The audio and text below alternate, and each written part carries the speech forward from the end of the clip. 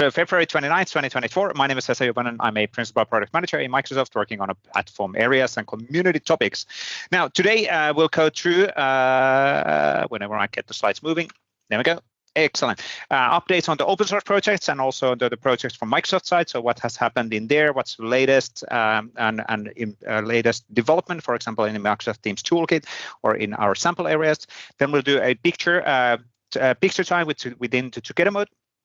And then we have the 3 stars of today, who are Sanjiv, Mohammed, and Chris. So we're going to start by enabling frontline workers with Microsoft Power Platform, Azure IoT Central, Azure OpenAI, and Python and Teams. That's a lot of buzzwords. Jesus. Well, not just buzzwords, but a lot of things and valuable technology, which we can take into account within our solutions. And then Mohammed is going to continue with how to build Craft Search Teams messaging extension. Super important topic as well to understand how that works. And then Chris Kent will have a special bonus list formatting tips and tricks in the end, probably something related on horses. And if you're wondering why am I saying that, you missed a lot. So go back in the recordings and check some of the Chris's demos. They are pretty hilarious. He's a brilliant presenter, but also talking about technology and how we can use the things. But we can always talk about things also with a smile in our face. So it doesn't have to be super official either. Now, let's actually go through the slides and recap. So first of all, just to recap all of the assets. We do this slide in every single call, and we get feedback on why are we doing that. But there's always new people. There's always new people joining on a community, and we want to be welcoming community, but we want to take everybody into account. So we want to recap all of the awesome assets which we have available for everybody to take advantage. So we have our YouTube channel where the recording of this call is also going to be released in 24 hours. You cannot access the recording directly from the chat. That does not work for external people because it's recorded in Microsoft tenant, but that's why we're publishing always the recording in the YouTube channel within 24 hours. And we've been pretty solid on that. Actually, typically it's 12 hours or so when it goes live. We have the LinkedIn group for discussions, and we're looking into having a LinkedIn page as well, which is dedicated for the Microsoft 365 and Power Platform community updates. There's a bit of a difference in LinkedIn. If you're super familiar with that, that might be like peanuts for you, but page is the one where it's one directional messaging. Group is the one where people can share their own thoughts and have an engagement. So there's 2 different elements in LinkedIn. We have open source assets, a lot of them available, but as it might be a bit difficult to find a relevant sample for you, we have sample galleries, and all of the URLs are at the AKMS community home. That site, by the way, is going to be renewed with a super cool new designs done by Stefan Bauer. So pretty soon, well, soon is always so relative, but that's going to be updated sooner or later. So looking forward on that one as well. Now, you might know about these community calls because you are in a community call. So we do have quite a lot of the community calls happening every single Tuesday at 8 a.m. Pacific time. We have the Microsoft 365 Power Platform community call. That's mainly for Microsoft presenters. So people who are PMs, engineers, cloud advocates, or working super close with Microsoft as a vendors, they are presenting in that call. Then on top of that, we have the Power Platform monthly community call, Office Admins monthly community call, especially in Power Platform call.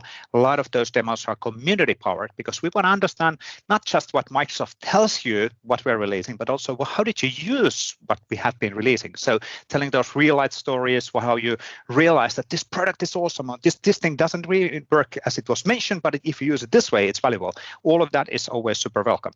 And then we have the 7 a.m. Pacific time on Thursdays, which is this time slot where we are right now, which is Microsoft 365 and Power Platform community or the Viva Connection SharePoint Framework community. Those goes every single Thursday. So either one of them happens 7 a.m. Thursday within this time slot. Now, as we're hitting the March, just a bit of a warning, there's going to be a few weeks when the timings of that 7 a.m. call is looking awkward for European audience, and that's because, well, I think it actually flips both a bit. So check out the timings. If you have downloaded the recurrent invites, you will know when the call is happening. That's the time based on the recurrent invites. But because of time zone differences, daylight savings switch is happening in March, and because US and Europe moves daylights in a different time, because why would we do anything together? Then that's a few weeks on the year when things are a bit messy. All of the calls and details and recurrent invites at community calls, and you can always download the agendas at the meetup service. Now, next Tuesday, we have an awesome set of demos coming up. So Gary and Waldek are joining as a double team, talking about the extending building Copilot for Microsoft 365, and this time about the Teams Toolkit connector sample. So how do you can use the Teams Toolkit to get started and use things. And then Mark Mindell is going to talk about building experience with SharePoint Embedded. So we've been having this series around SharePoint Embedded, which is a premium service. And then we're going to talk about how the billing actually works and how much is the cost on that. There is technically no license, but there's a cost related on that one. So it's good to understand how SharePoint Embedded actually works. And then Carter Gilliam is going to talk about building your custom Copilot on Teams with the Teams AI library. So that's a good thing to clarify as well. What is then that all about, and what is the added value on the Teams AI library, and how can I take that into account? Looking forward on that one.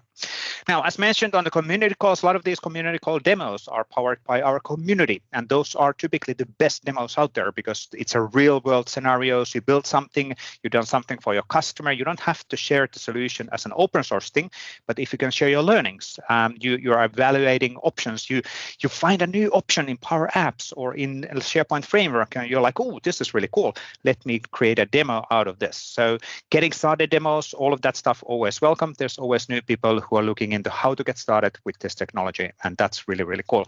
And one of those demos which are absolutely welcome within here. Now, I'm quickly looking into the list of presenters on the list. I don't think, Hugo, are you on the call? Just double checking, because David is still out and Hugo has been covering this and he's out. Okay, anyway, that's all good.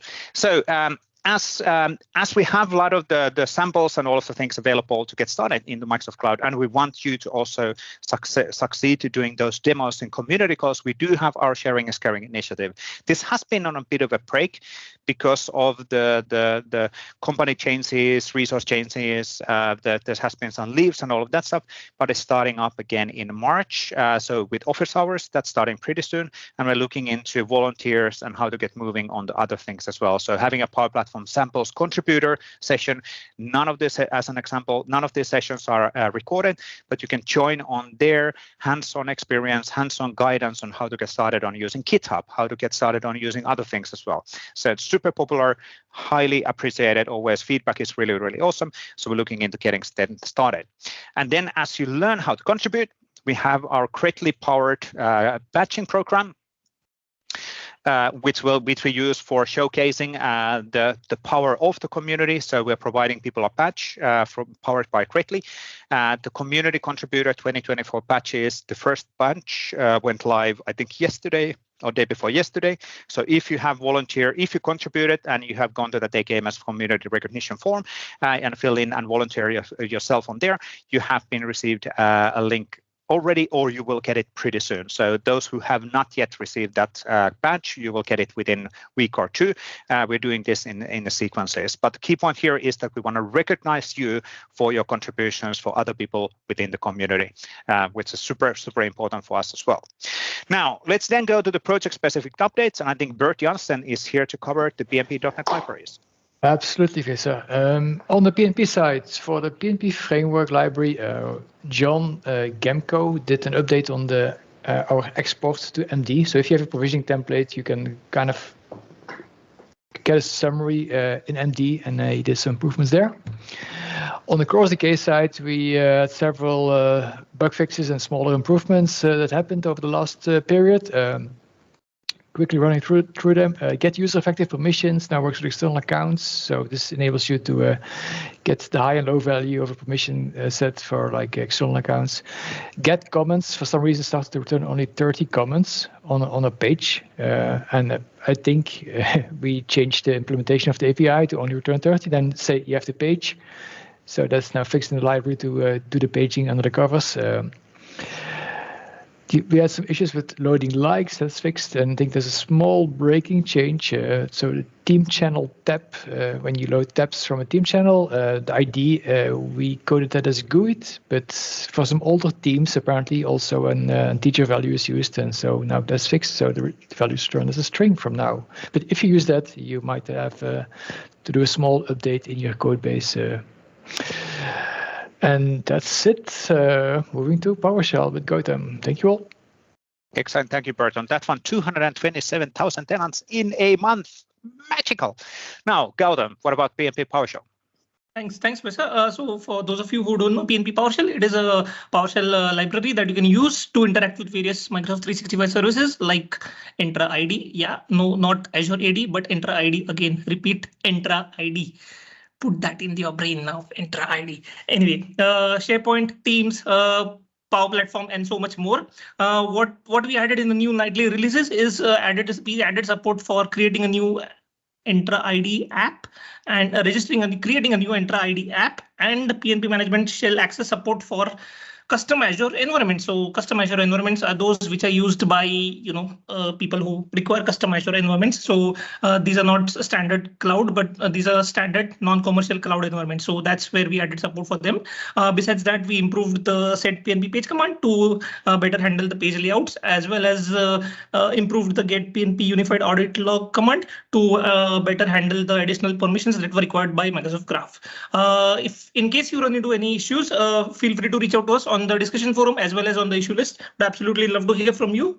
V 2.4.0 is coming very, very soon, so stay tuned. It will have a minor security update as well, so do update whenever it is released. So yep, that's it from my end. Pesa. Thanks.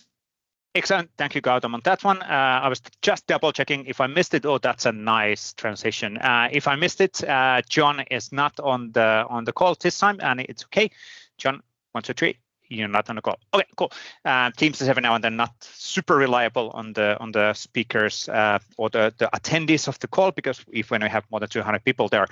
Anyway, Teams Toolkit, the latest version here for Teams Toolkit Visual Studio Code is 5.4. It was recently released on the Teams Toolkit for Visual Studio. That's 17.9. Even more recently released. Both of these are investing now heavily on the AI area, so AI assistant bot templates and scenarios on the AI Teams AI library.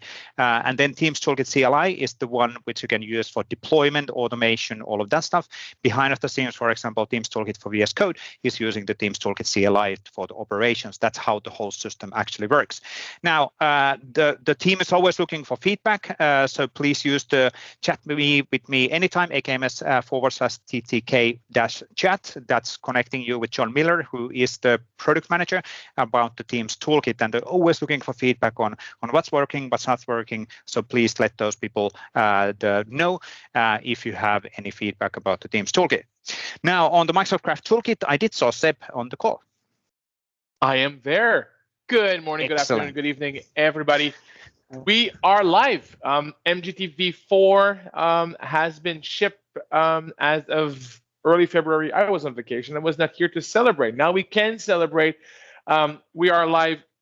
We're bringing a ton of new capabilities, new features, new infrastructure in place. So a really nice new home for us to continue building on the Graph Toolkit and bring new capabilities. So really, really, really happy about it. I want to remind you that we have our public preview of the Microsoft Graph Toolkit chat components. That we have, where we have a chat component and a new chat component that is all connected with Microsoft Graph and the Teams chat experience. So if you want to bring chats inside your applications as React components, you can already do it with our public preview. Cool stuff that is happening on that front. With the different partners we're working with, we're actually bringing a chat list component to complete some of the experiences that we're missing in the public preview. So really excited about that. You can already test it. Come to our repo. You're going to see everything about how you can get started with this experience. We need your help. Bring your bugs, bring your feedback, bring the features that you want to see embedded as part of this set of components automatically connected to Microsoft Graph. And would love to have you contribute to our code base. So if you want to grab a new an issue, you want to work on it, you want to propose, build it, come to us. We're going to be there to provide guidance, design, reviews, and so on and so forth. Back to you, Vesa. Excellent, thank you. Awesome to see the 4.0 are live, and good to have you back, Seb, and congratulations on having a bit of a vacation time away as well. Now, I have to say a small joke. Steve is actually chatting on the chat that why are you shaking the trees? Why are you behaving badly for trees? Just saying. That's a technical term for those who do not know what tree shaking actually means. Now, moving on. So, script samples. Let's move into Paul Bullock from UK. Hey, community friends. So happy new leap year. So this is my fourth yearly update. So we've got new scenarios and samples to share. So we're approaching nearly 250 scenarios, which is super cool. So script samples is a place where you can share your scripts and samples with the community regarding, Microsoft Graph, PnP PowerShell, SPA Management Shell, CLI. It's up to you what you want to share in this site. So any scripts you have, by all means, feel free to contribute, and I'll squeeze them in one way or another. So we've got some new scenarios. So PnP PowerShell, Reshmi Aklu has kindly made a script around re-indexing SharePoint sites, which is super cool. We've got myself actually on this one, where I report and export solutions from the M365 developer tenants. So if you just want to do that inventory or capture all of your work, then you can do that with that sample.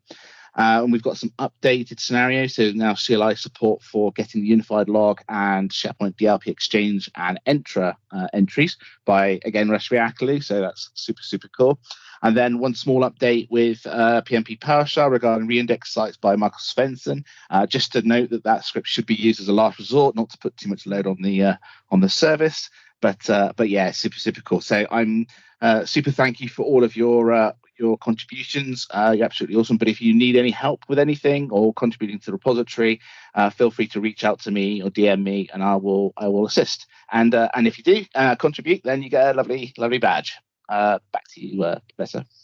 Excellent, and I'll be the translator. DM in Dart means direct messaging, just for those who do not necessarily always aware. No, just kidding. Most of us maybe know that, but just in case. So send Paul a message directly in LinkedIn or Twitter, or any of the people in the team. We're always here to help.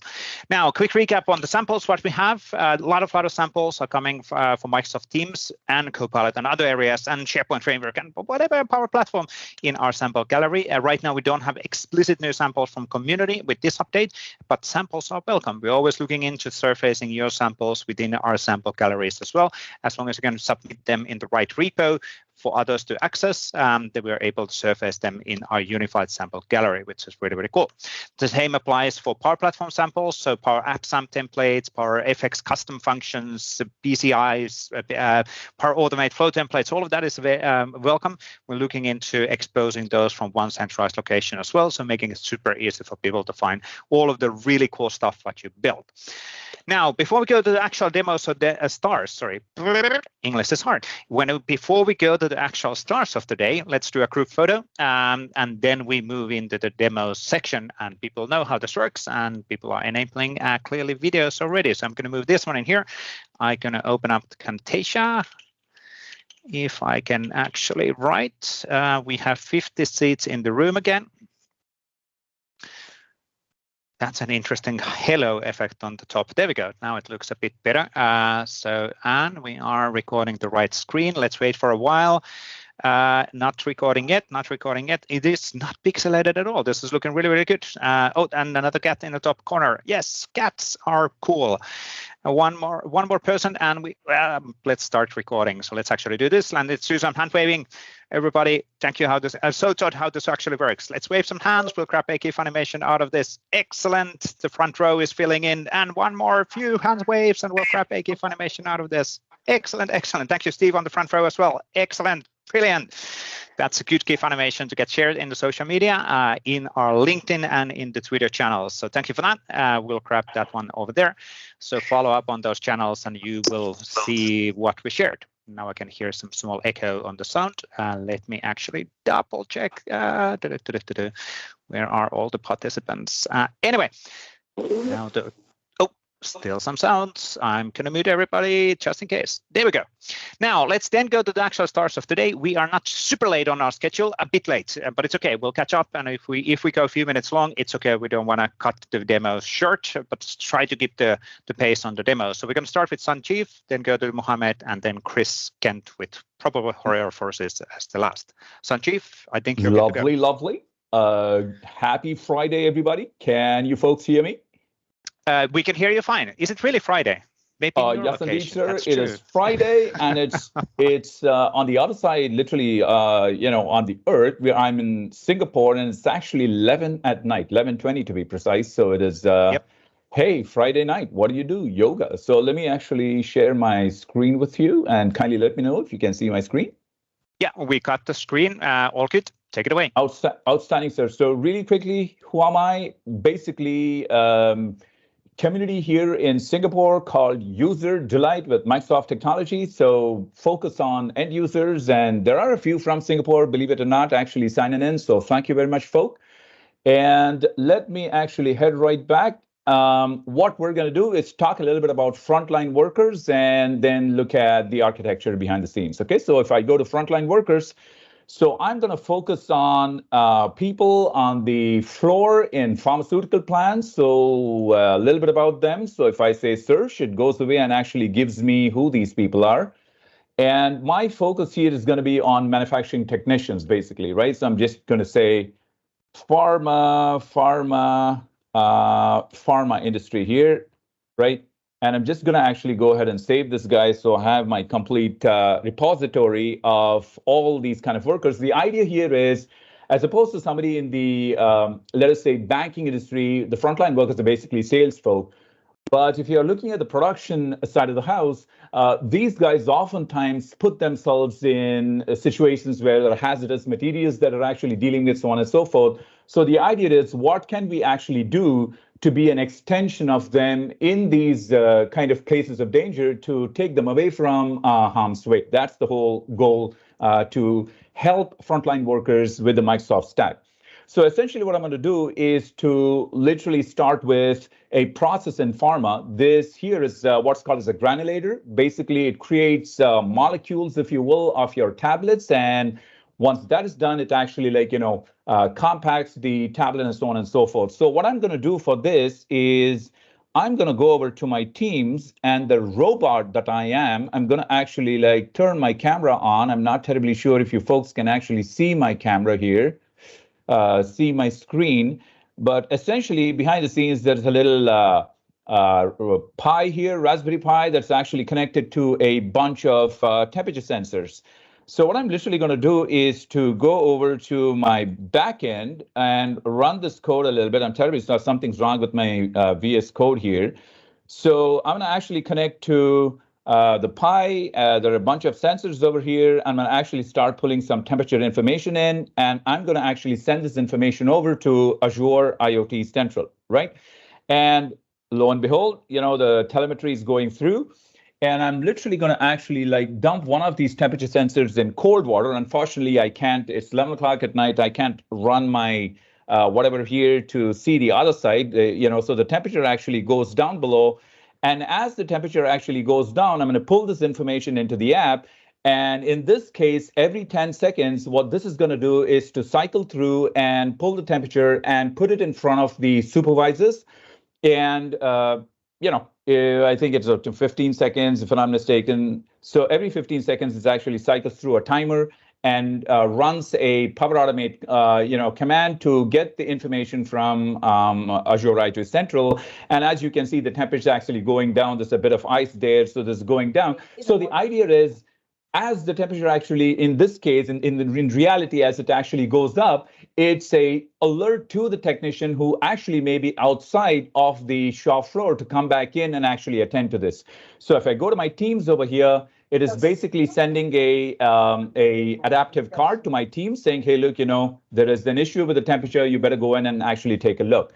So further, what could we do? We basically go in. If I were to grab hold of this, if the temperature is, let's say, exceeding the range, I go back in. I literally go to my ChatGPT here. I'm going to clear this guy and basically say, hey, what action should I actually take if the temperature goes beyond 50 degrees? Of course, there's an SOP, but there may be times where, as a group of people, we may actually want to look at this and revisit that SOP. And then once I have this from ChatGPT, I put it in front of everybody on Teams. They look at it and say, hey, look, we better update the SOP because there is better information available out there in the market. Okay, so if this is the scenario. If I were to actually look at the architecture over here, I'm gonna keep it really, really simple because we are short on time. Basically, you have an adaptive card coming on to Teams over here. You guys know adaptive cards, so I'm basically putting in the temperature information in addition to whatever else here. I could even put, let's say, a 3D image, so on and so forth out here. and then real-time alerts to frontline workers, right? The second thing is my Power App. You just saw the Power App. There is nothing terribly fancy about this, except for the fact that there is a timer that basically runs a Power Automate code. So if I were to go down a little bit here in Power Automate, essentially what I'm basically doing is, pulling information from my Power Apps, clicking Power Apps, and then cycling through Azure IoT Central. So it takes a bit slow like me. There's my telemetry, and then it actually posts a card and responds back to my Power Apps, right? Then if I were to go further down and go down to my architecture here, my spaghetti. So there's Azure IoT Central. Basically this here, you can configure both your commands, telemetry, properties, whatever it is, cloud properties. In this case, I've got my telemetry that is configured here, and I can pull that into my Power Automate. Finally, and there's the Azure IoT, Central SDK that you can actually download, dump it into your Python code and run it through C#, whatever. So absolutely fantastic. I also, in my Python code down here, based on the temperature values actually going over a certain threshold, I'm sending the values over to my SharePoint list and recording this over here with barcodes, so that if at some point, if someone wants to audit this, you just scan a barcode and actually get what happened during that interval, right? So that's essentially, if you will, the architecture. And then finally, the code itself essentially pulls, the Azure IoT library, the SharePoint Online. I could use a graph connector here as well, and basically connects to the temperature sensors to an object and then pulls in the temperatures, profiles. Over to you, Vesa. That's how much I have. Simple stuff. Wow, that's really, really cool stuff. Awesome stuff, Sanjiv, and great story, and a great example of using the Power Platform actually in IoT scenarios as well. So really, really cool. And again, Sanjay, just to double check one thing. So basically the integration model here is the Power Automate. That's the clue, which is basically doing all of the transition of information, correct? Precisely. That's a really clever implementation. Really, really cool. Awesome stuff. Extremely kind. Thank you very much, sir. Yeah. Cheers. Thank you. Let's then move to Mohammed, related on Teams messaging extension. Yes. So let me know if you see my screen. And starting, and we can see the screen. Take it away. Yeah, great. So I'm Mohammed. Today I'm going to talk with you about how to build a graph search Teams message extension. But before we start, let's talk a little bit about myself. I'm Mohammed. I'm a Microsoft 365 and SharePoint developer, and also tech lead at Takeda Global Services. I'm from Egypt, but I live in Riga, the capital city of Latvia. I enjoy contributing to the community and developing solutions for Teams and SharePoint. I have earned awesome badges from the community. You can find me on Twitter. I'm also in LinkedIn. And if you have time, you can have a look at my repos in GitHub. I also blog about Microsoft 365 development topics that I work on. You can read also about my articles on my blog at mohammedamer.com. So the agenda for today is going to be about first the idea and prerequisites for our sample, and talking a little bit deeper about what we are going to do in order to build this sample, and the fun part about demo and exploring the code.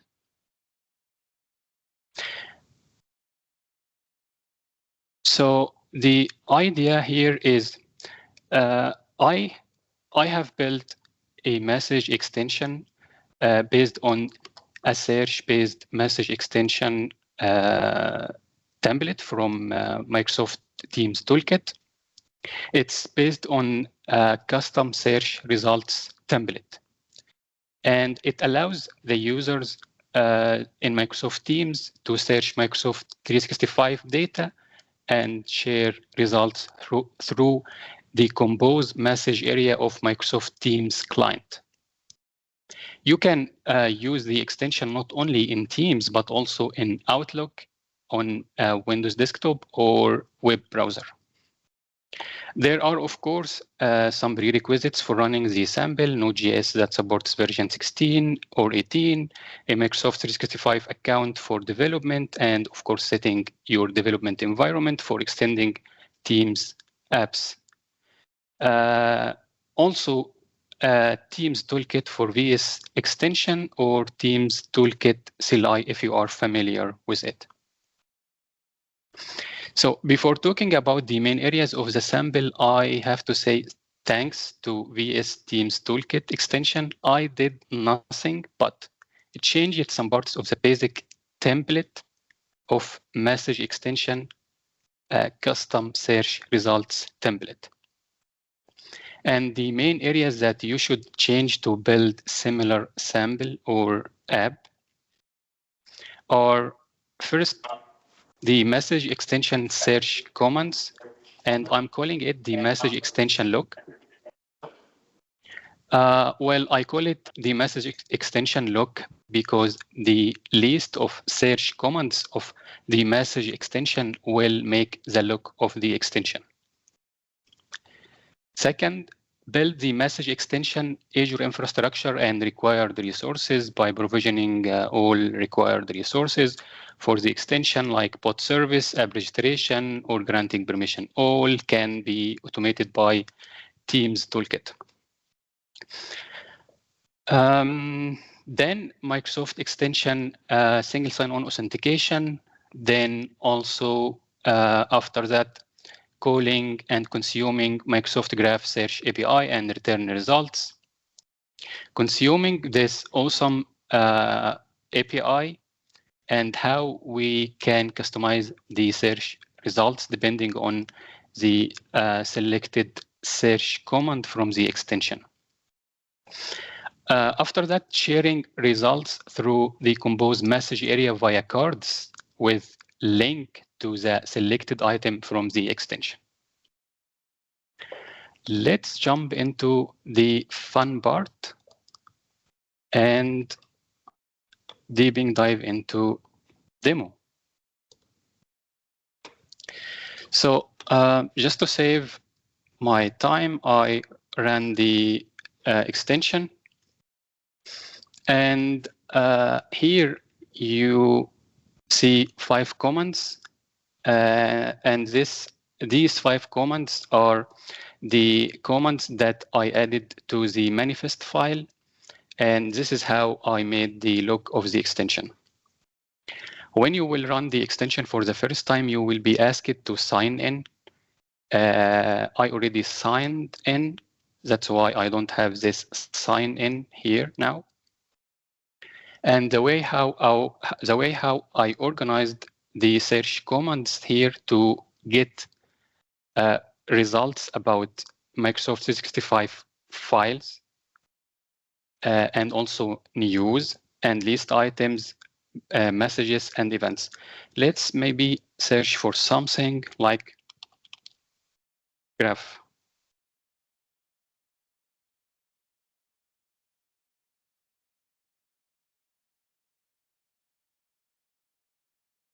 Well, let's select first files because I wanted to see all files.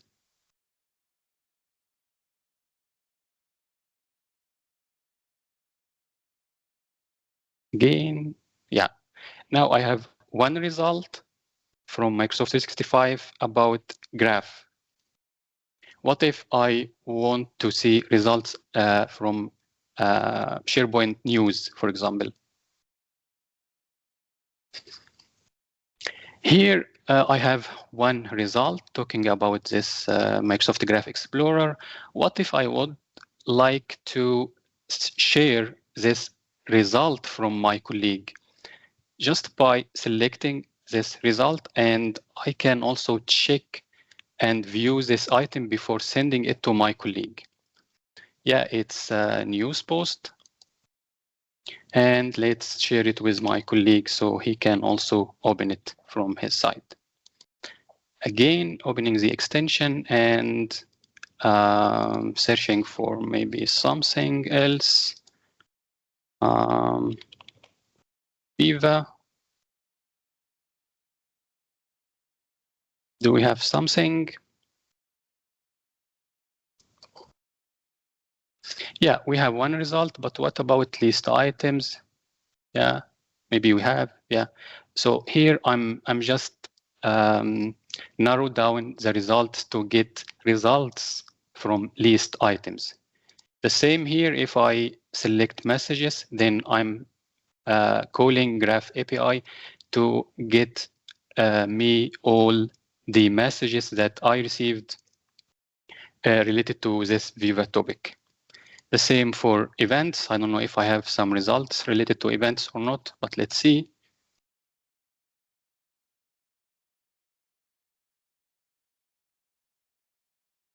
Yeah, I don't have events.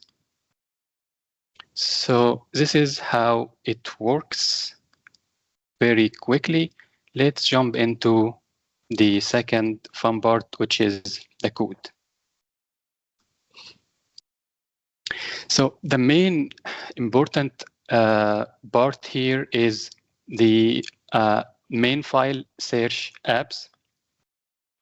And in search apps, I started here by defining the authentication configuration object with some variables, a client ID, tenant ID, a client secret, and also defining another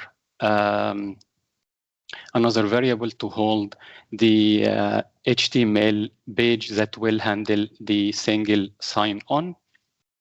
There are two pages, one for the start and one for ending the authentication. And here in this function, handle the message extension query with SSO. It's being called with several parameters, including the callback that handle the response. In the callback function, the callback begins by creating a new on behalf of user credential object here by passing the token and the object that we defined previously that holds all our intra-app variables. Then defining empty attachments for later on, it will hold the card attachments that we will share with our colleagues through chat. And here, if it's the initial run, then we will handle the sign on and just return a preview item without doing nothing. But if it's not initial run, then we will initiate or initialize this token credential authentication by passing the credential and all required scopes to be able to get files, calendar, people, sites, mail, then initializing the graph client.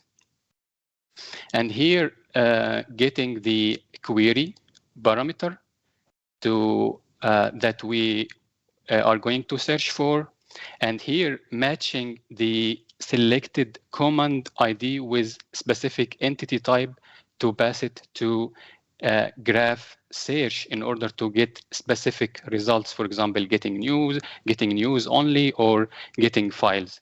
And here, this is important. Maybe you have experienced that before. For me, I thought about how to get only news. Then I thought about, okay, what about if we filter the files by adding something to the query parameter, which is promoted state 2. This will just return for us all news pages that are published. And then composing the response, passing the specific entity type by selecting specific command and the query, and some specific fields because we don't need all fields from Graph API. Then calling Graph API and getting the results, looping through the results, and as long as each entity type has its own properties, then I did something here to get the title because it's different from entity to another entity when we call in Graph.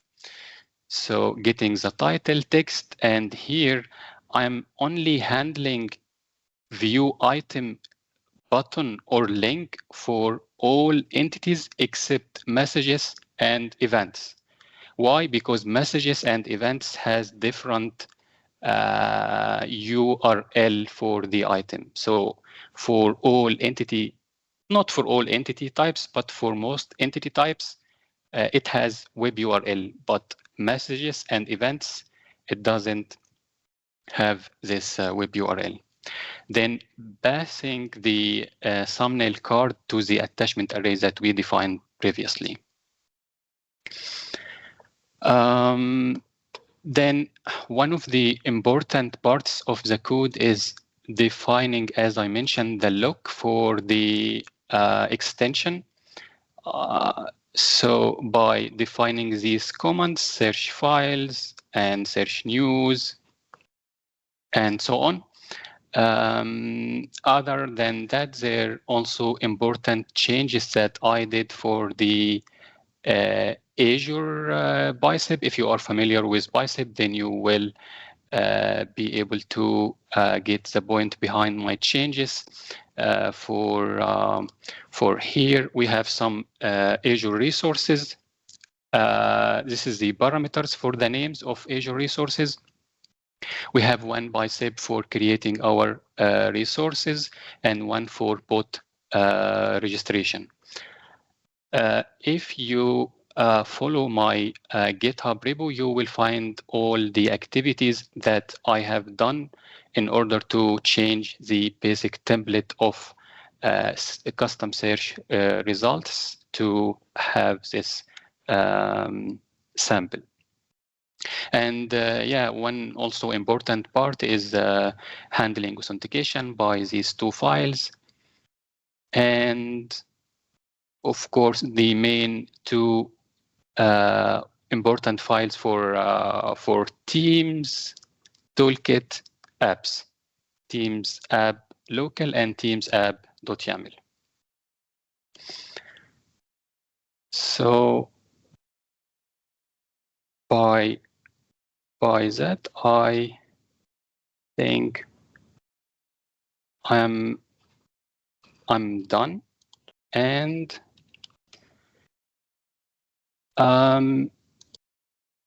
here you will find my code sample and my post explaining the code about this extension sample. Thank you, and back to you, Visa. Excellent. Thank you, Mohammed. Really, really cool. And again, so this is a great example. You basically took the sample which we got from the Teams toolkit and also explain how to extend that one for your use cases. So super valuable because, again, it's not about the deep dive 500 level technical details because nobody can understand that. It's super important for help everybody to understand the basics and getting started scenarios. And as you show here, hitting the Microsoft Graph endpoints in a different case in the messaging extensions. Really, really cool. Super, super awesome stuff. Thank you, Mohammed, on that one. Now, next, I guess we have some horses on the list with Chris Kent. And again, I'm always laughing with this one, but if people don't know how horses and Chris relate to each other, then it's always weird. It's like, why do we talk about horses in here? Let me share. And I love the fact, by the way, as you're starting to share your screen, Chris, I love the fact that it's kind of an accident that you ended up associated with the horses as well. It was never intended to be, but hey, It works, whatever, right? It's exciting. All right, you see my screen and all that? Woo woo. Yep, all good. Take it away. All right, good. I'm Chris. All right, we're going to talk about some stuff. And are we going to talk about JSONify again? Why, yes, we are. So I mean, I only really work on this thing in order to make a demo ready. So, it's a win-win. Fair's fair, So there we go. And I've got some exciting updates. In fact, these are the updates that I've been wanting to get to since I first made this thing. So, and that would be style mapping.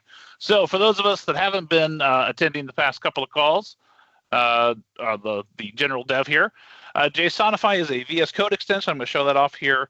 It allows you to take like an SVG file or an HTML file, and it's going to go ahead and map that to a column format JSON for you. It's going to do some fancy things where it's going to map over elements and styles and give you some default styles and all that's exciting.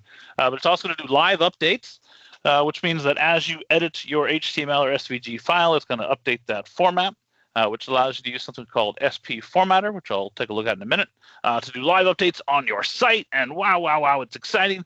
And now added support for style elements so that you can define your own classes and so on. And let's see what that looks like. And again, I mentioned this extension. So this is an extension I'm going to show off as well. I love it. I highly recommend it. It's by Sergey Sergeev. It is for either Chrome or Microsoft Edge Chromium Edition. And you add that there, and then you add a VS Code extension on top of that, and then you get this kind of live session thing I'm going to show you here. And not just that, right? That's the cool thing I'm showing you here, but you also get awesome IntelliSense and all sorts of other things right in the browser that is far better than using the out-of-the-box experience. All right, let's get over here.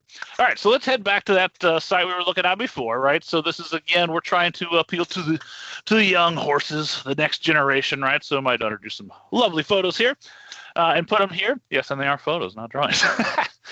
So we have the blood stallions, right? So last time we created this exciting list here called Recipe Tracker, and we're just going to jump right back to where we were and take off from there. So we have this Recipe Tracker list.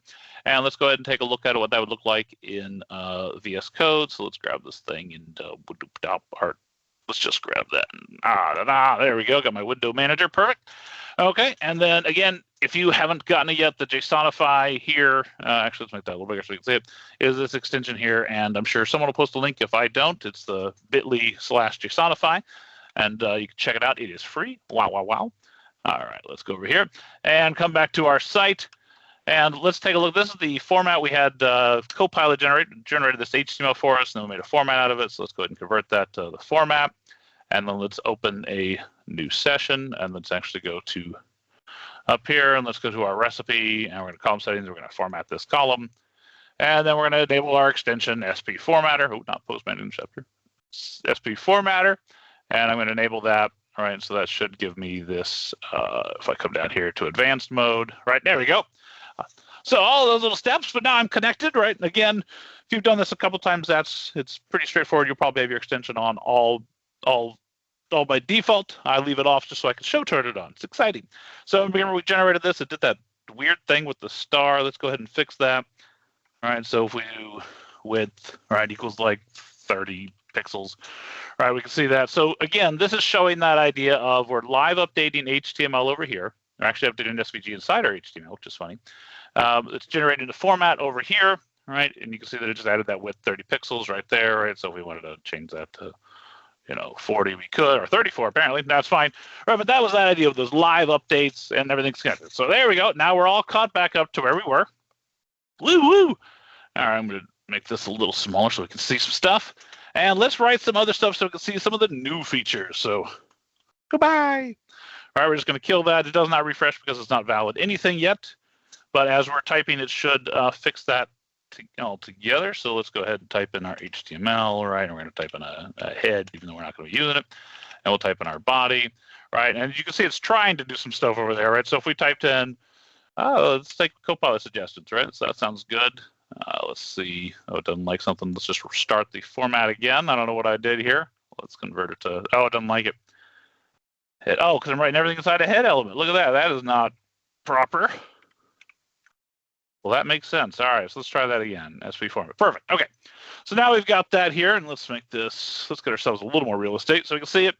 The idea here, we've got a playground. Wow. Thanks, Copilot. That's beautiful. And we can start to do cool things like writing a style. So if we define a style here, we can say our special header is our style here. All right, and we'll just put a color of white, right, and a background color of black.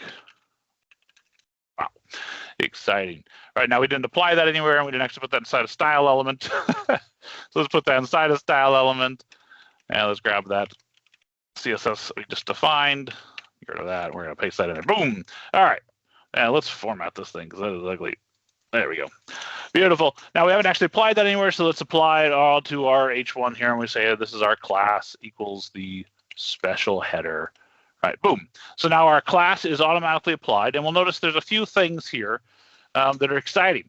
So we get the special header, and as a result, we get everything that's defined in that special header on here, along with, because it's an H1, our default H1 properties, which is what given that automatically size that we would expect. Those are all getting joined together right there, and our color is white, our background color is black. Woo, woo, wow, exciting. Right, and we can do things like it doesn't have to just be that, right? We could add other classes in here, right? So if we wanted to add our, MS font color as, theme primary, right? And we want to do that and say not do color white, for instance, because that's going to override it, right? We can see that. So we can still pass in our classes one way or the other. And in fact, if we wanted to pass in any undefined class, we'll pass in, so random class. This allows you to take advantage of any of the out of the box Microsoft classes, and there are a ton of them. We've got them all listed on our list formatting documentation site if you go over there. So there's a ton of these that are really, really fancy, but then you can also type in your own class if you're doing some things like where you maybe got an extension in there that you're picking up on those styles. I don't know why you do that. Don't do it maybe, but you could, right? So all that's going to pass through, and that's exciting. And let's go back and let's get rid of this. But we can also go a little further, right? What if we had multiple H1 elements or multiple special headers? Right? We could style an H1 element, but what if we had multiple of these and we wanted to style in multiple places, right? In the past, we'd have to copy these inline styles everywhere, but because we have this, right, we can just copy the guy, and we'll just forget whatever that is. Boom, we'll just paste this here instead of playground. Now we'll say at current field, so we can see that it's different, right? So now we got our sausage apples. I apparently removed that theme, right? So let's do our color is white again, right, so we can see it. But instead of doing that, now we have support up here for both expressions and for theme tokens. So you can see here, if I type in theme white, right, I don't actually get the color white over here. Instead, I actually get this class, MS Font Color White applied, right? And so then I can do the same thing here for this guy, where I could say, theme is, black or something like that. And you can do that default style. You can use the full format, all you want, right? But this would allow this to now work nicely inside a dark theme, right? You don't have to change anything, and all that's good. You could even get a little fancier, right? And you go to my special header, and I can define a hover, right? So you can see it's already trying to do it for me, right? So I'm going to say my color in this case is going to be theme primary. No, I've got to put theme primary. There we go. And we'll put it in thing. There we go. Fancy. And we should see, now we've got a hover class over there. Ooh, look at that. And we have it in multiple spots, right? We had to just define it once, and we can use it all over the place, which is really, really exciting. Wow. So this is the kind of thing that has driven me nuts since the beginning of trying to do list formatting, is where you're maybe writing these advanced conditionals, or you're writing these styles, and then you end up having to use them all over the place, right? This is a really simple example, but say maybe you've got a form or something else where you've got, a label and you've got a value, right? And someone comes along and says, yeah, it looks okay, but I want all the labels bolded. And you're like, I have to go, and it's so hard. I have to add a style and font weight bold to everything. My gosh. Or you could go here and just add it as a class and be done. And so like, magic, right? And use those extra 15 minutes to, get some horse meat. Sorry, it was on the screen. I can't help read it. All right. But then you could quickly add things like, cursor, pointer, and so on. Again, you could just easily see as things go, and it becomes much easier to work with. One thing also is that it does, if we say like padding, right, is like 4 pixels here. All right, so now it's applied, but we came down here and we were to apply it inline, right? So we were to say style equals, and we say border as 1 pixel solid red, right? Something like that. And let's make that 10 pixels or 5 pixels, make it obvious, right? So we've added some inline styles, but we could also add like our padding, is 8 pixels instead now, right? So now you can see over here, it's fighting through that, right? And it's got, I don't even know where we are on this thing. If we go up here to playground, see it's pulling the pixel, the border up here. It's pulling that from the inline styles. It's pulling the padding from the inline styles rather than pulling it from the class. As soon as we moved it from the inline styles here, right, we'll see that it pulls it from the class. So, wow. So it has some idea of specificity. It's not quite the same thing. Like, this isn't a browser, so it's not following all of the rules. It's largely just doing layerings, right? So things are defined in order, but inline styles always win. Because again, that matches formatting. Now we are doing some fancy things where if you set your output to JSONify, you can come in here and you can see things like if you add a bad element, right? So let's add donkey, right? It'll tell you, yeah, that's not an element that is mapped over, right? So it's just not coming over. So you do get some nice warnings here. You also get things like if you're defining stuff poorly or you're defining things that don't exist, right? For instance, maybe you wanted to use a perfectly normal CSS class of rotate, right? You can't because that is not whitelisted by formatting. So rather than try and map that over for you, just for you to find out it doesn't work, right? We're going to go ahead and flag it and not map it for you. And then you'll cry and you'll be sad. But at the same time, you'll be glad to know that it didn't come over. So as people are doing this, it's very exciting. And there you go. And yeah, so I'm trying to think if there's anything else to show you here. That's it for now. But go check it out. It is free over there in the VS Code Marketplace. So check out JSONify. Again, that's bit.ly/JSONify, and we'll post that in the chat. And that's all I got for now. Wow-wee. Wow-wee. So one question from the chat, or is this maybe a future thing? Can I actually have an existing JSON definition and then translate that to HTML?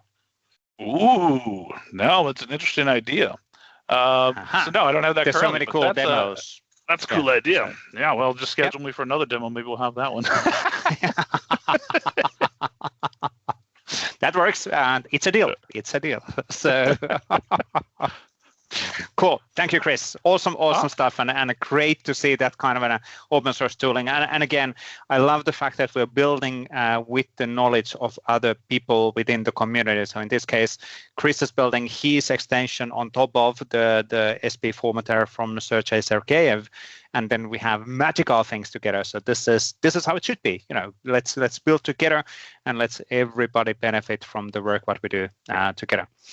Cool. Am I sharing my screen? I should be sharing my screen. Now I'm sharing my screen. That was the intention. Cool. Anyway, thank you, Sanjiv. Thank you, Mohammed. Thank you, Chris. Really, really cool demos. Awesome combination. IoT stuff, some Microsoft Teams Graph and Microsoft Teams development. Same, by the way, those learnings on the Microsoft Graph Teams messaging extension apply to the Copilot. So if you're looking into extending Copilot at some point, learning into doing Microsoft Teams messaging extensions is actually the one way of doing then plugins in the Copilot. And then thank you, Chris, for the list formatting stuff as well. Super cool stuff. Awesome demo. Now, let's actually close up then for today. Just clicking there to get moving on the slides. So just a reminder on our official Discord server.